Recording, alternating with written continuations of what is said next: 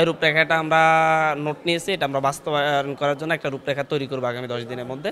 পাশাপাশি হচ্ছে আমরা নির্বাহী কমিটি করব আগামী কয়েকদিনের মধ্যে, কয়েকটা সেল করব, আর হচ্ছে এই যে একটা অর্গানাইজিং বডি করব। পাশাপাশি 1.5 মাসের মধ্যে আমরা হচ্ছে আমাদের যেই কেন্দ্রীয় কমিটিটা এটা পূর্ণাঙ্গ করব বলে আমরা একটা সিদ্ধান্ত নিয়েছি। আর আগামী 100 দিন উপলক্ষে, বিপ্লবের 100 দিন উপলক্ষে সেদিন আমরা আহতদের কাছ থেকে তাদের অভিযোগ অনুযোগগুলো শুনতে যাব এবং সেই বিষয়গুলো নিয়ে আমরা স্বাস্থ্য উপদেষ্টার কাছে, স্বাস্থ্য মন্ত্রণালয়ের কাছে জবাবদিহিতা চাইতে যাব এবং শহীদদের পরিবারের খোঁজখবর নেবে একটু। কমিটি হচ্ছে 1.5 মাসের মধ্যে পূর্ণাঙ্গ কমিটি হবে, আর 2-3 দিনের মধ্যে নির্বাহী কমিটি হবে, 5-7 দিনের মধ্যে অর্গানাইজিং বডি এবং কয়েকটি সেল হবে। এগুলো কাজ সেলের সাথে সাথে ভাগ করে দেওয়া হবে। নির্বাহী কমিটি তো সিদ্ধান্ত গ্রহণ প্রক্রিয়ার অংশ। আপনারা ক্লেশ শব্দটা কেন ব্যবহার করেন? কোনো ধরনের সংঘাত তো না এটা।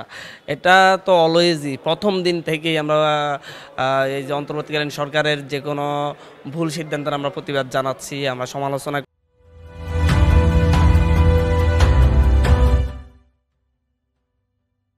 আমরা তো আর হচ্ছে এখানে সরকারের দলীয় অংশ না, সরকারের লোক না। আমরা হচ্ছে দেশের স্বার্থে, দেশের মানুষের স্বার্থে যখন মনে হয় যে উপদেষ্টা পরিষদ যে সিদ্ধান্ত নিয়েছে সেটা সঠিক সিদ্ধান্ত হয়নি, তখন আমরা এটা সমালোচনা করি। এটার ক্ষেত্রে আমরা আমাদের কনসার্নগুলো জানাই। তো এটাকে যদি আপনার দ্বন্দ্ব মনে করেন, আসলে হচ্ছে বাংলাদেশের যে রাজনৈতিক ব্যবস্থা সবসময় সরকারে যারা থাকে তাদের গুণগান গাইতে হবে, তাদের সাথে যারা চলাচল করে, এরকম একটা মানসিকতা তৈরি হয়ে গেছে। কিন্তু আমরা সেই মানসিকতা থেকে বের হয়ে আসতে চাচ্ছি। যেটা ভুল সেটা ভুল বলবো, যেটা সত্য সেটা সত্য বলবো। আচ্ছা, জগন্নাথ বিশ্ববিদ্যালয়ে যে ভুয়া ভুয়া যে বললো নাহিদকে চিনি না, ভুয়া ভুয়া, সে কে? একটা রাজনৈতিক দলের লোক। কারণ তার ব্যাপারে তার দলের লোকজনই সিদ্ধান্ত নেবে সে কেন এরকম করছে। জাহাঙ্গীরনগর জগন্নাথ বিশ্ববিদ্যালয়ের স্টুডেন্টরা অলরেডি এই ব্যাপারটা ক্লিয়ার করেছে। তারা বলেছে তারা আগ থেকেই এরকম স্লোগান দিচ্ছিল, কিন্তু হচ্ছে তখন নাহিদ ইসলাম আসার সাথে সাথে একটা রাজনৈতিক দলের ছেলে ইয়েটা নিয়ে, মাইকটা নিয়ে সে এরকম একটা পরিবেশ তৈরি করেছে, তার এর জন্য দুঃখ প্রকাশ করছে অলরেডি। এবং নাহিদ ইসলাম ভাই হচ্ছে কে পক্ষে সারা দেশ দাঁড়িয়েছে। আপনার ফেসবুকে ঢুকলেই দেখেছেন নাহিদ ইসলাম ভাই এই বিপ্লবের প্রতীক, এই বিপ্লবী নাহিদ ইসলাম, নাহিদ ইসলামী 24-এর বাংলাদেশ।